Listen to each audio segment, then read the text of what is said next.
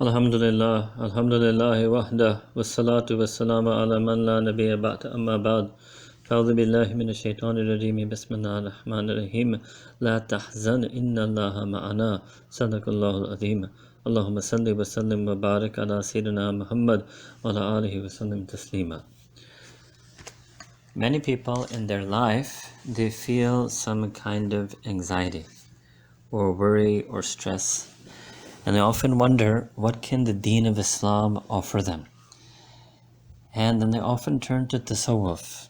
And they think somehow that there's going to be some particular aspect of tasawwuf, teaching of tasawwuf, some practice in tasawwuf that is going to help them in their anxiety, their worry, their depression. So very briefly today, because for our South African listeners, Maghrib is going to come very soon, I'm going to start this discussion, and inshallah we will continue it in the coming weeks. The first thing I want to be clear is that one should not necessarily limit this to tasawwuf or tazkiyah. A person should ask the question in a much broader way, that what is my deen?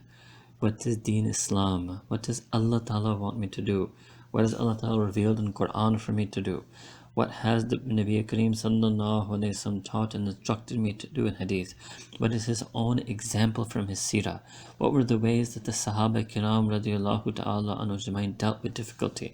What are the stories of the other Sulaha, Awliya, Ulama, Salihin? It should be a much, much broader question.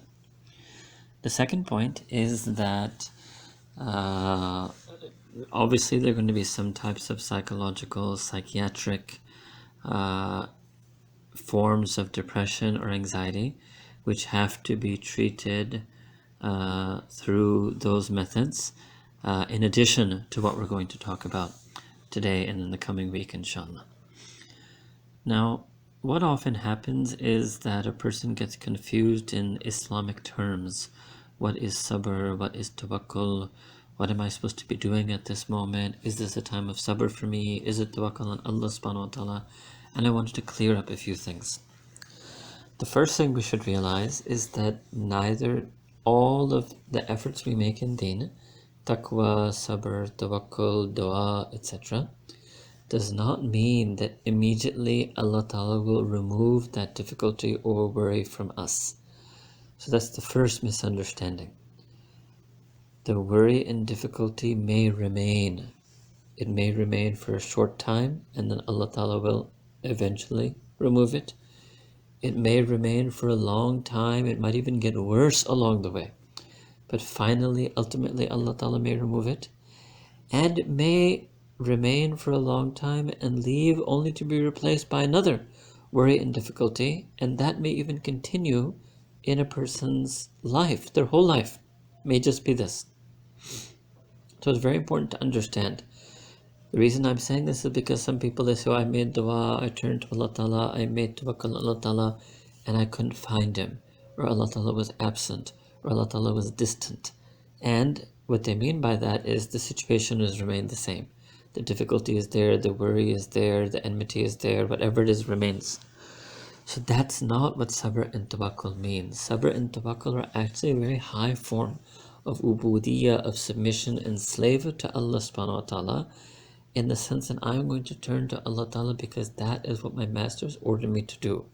Not because necessarily things will get better, not because necessarily the difficulty will go away, but because my behavioral response to any and every situation in life will be determined by the Quran, Sunnah and Sharia. And this is what Allah subhanahu wa ta'ala wants me to do. Another mistake people make is that because we're all emotional creatures, we're all sensitive, when we're in a state of difficulty and worry, some people, because they enter in a state of despair and despondency, they let them slide in their ibadah, even in their fara'id. So they'll be so sad or worried or stressed or tense that they'll go to sleep without praying Isha. They'll sleep late, they'll miss Fajr. And then the next day when they wake up at 9, 10, 11 a.m. and then they try to turn to Allah subhanahu wa ta'ala, they will say, oh, I feel Allah Ta'ala is distant from me. Whereas the reality is that we allowed ourselves to become distant from Allah subhanahu wa ta'ala by missing those 2 fard salah. And now the situation, we're not going to be able to turn to Allah subhanahu wa ta'ala. So many times people give the example of Nabi Yusuf alayhi salam, that we should always make shukr, be grateful to Allah Ta'ala no matter how difficult your situation is. And then some people, they like to say that, oh, well, look, I'm not a Nabi, I'm not Nabi Yusuf alayhi salam. How can you ask me to do sabr and taqwa like he did? So the answer to this question is, number one, we're not asking you to do it in the same situation he was in. Allah Ta'ala has not made your brothers try to kill you. He has not put you in a well. Allah Ta'ala has not made you sold into slavery. Allah Ta'ala has not put you in jail for years. You are not in that situation, precisely because we are not Anbiya, and obviously we are not going to be tasked at that level. But the same behavioral response that Nabi Yusuf alayhi salam had to those situations that were extreme, you and I will be put in like 1% of that situation, and we have to try to have some semblance, some element of the behavioral response that he did. It's also very important to understand that taqwa and sabr are the real base. If a person is making dua to Allah Ta'ala, but they don't have sabr and they don't have taqwa, it's going to be hard for them to get the ease that comes in these times of difficulty. If a person does tawakkul on Allah Ta'ala, says, okay, I leave everything to Allah, but they're not having taqwa, they're not doing sabr. Just having that statement or feeling that feeling once that I leave everything to Allah Ta'ala will not ease the anxiety and depression.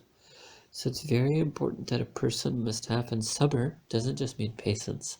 Sabr means fortitude, endurance, perseverance. A person should maintain on their ibadat, on their worship, on their prayers, on their good behavior, their good manners, their good relationships. That is sabr.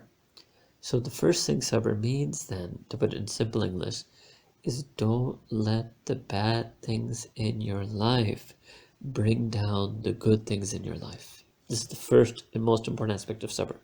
So if something's bad going on in our life, don't let it spoil your married life. Don't let it spoil your relationship with the children. Don't snap at the children. Don't let it spoil your relationship with Allah Ta'ala. Don't miss salah. Don't stop reading Quran. Don't leave out your dhikr. Don't stop making dua. Do not let the bad things in your life bring down the good things in your life. That's called sabr. That's a process. A person has to practice that maybe for days, for weeks initially. When you are making the effort for sabr, then you will naturally make dua to Allah subhanahu wa ta'ala. Because then you will realize that, okay, whatever bad has happened. I'm in danger of losing more good. I let myself fall into despair, miss salah, I missed a good. I let myself get irritated because of my situation, I snap at my children, I've missed out on a good, I had a good relationship with them. So the dua you make to Allah Ta'ala initially will not be for ease and relief from the bad things. It will be that you want to have sabr, you want to preserve the good things, you don't want the bad things to bring down the good things. You are in fear, and that's the way you will do shukr. That's the way sabr and shukr are united. That's the way you do shukr for the good things in your life, that you have sabr, you endure and make sure you preserve and maintain them and persevere in them, and you have fear that you will lose them. This is the first corrective. And inshallah, this will address that, impending feeling of doom and anxiety and panic sometimes people have. The second thing is now then, after having this sabr, to try to increase in taqwa. Try to become a better believer. Try to make the good things better. So first step, don't let the bad things bring down the good things. Second step, make the good things even better. Increase in your good. That is taqwa. Whether again that is ibadah, that is charity, that is relationship, that is, good social ethics. After these two things, and I'm describing sabr and taqwa in a particular way for tonight's program. Then comes the third stage. Now I can turn to Allah subhanahu wa ta'ala and hope for relief from the bad thing. And that relief will come in two forms.